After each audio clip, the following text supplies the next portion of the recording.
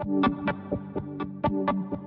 mean, it was the first day back to work in the beginning of 2011. I've had a pretty good 2011, and it might have been different if the car had acted differently that day. So, yeah. It was an absolutely gorgeous morning, a little bit chilly, 55, 56 degrees. I remember thinking, wow, what a great way to start the new year.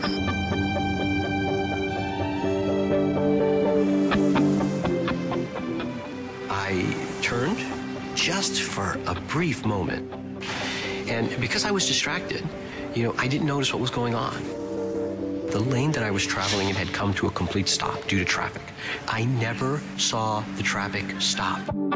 I remember briefly hearing multiple beeps. I was traveling over 45 miles an hour.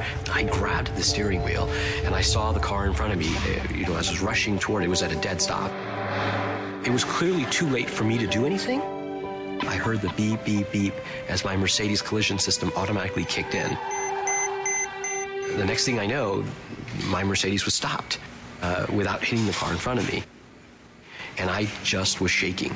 The Mercedes stopped itself. And at that moment, I didn't even know what happened. It all happened so fast.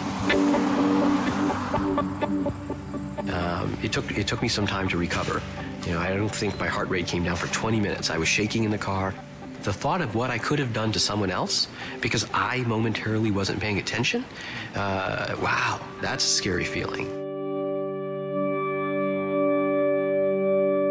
Well, I've been doing software development my whole life, and I have a great deal of respect for innovation, particularly in the realm of software. Watching what Mercedes has done in bringing together these sensors in a car with software that has the ability to save your life, that really is the fulfillment of software. That's magical software.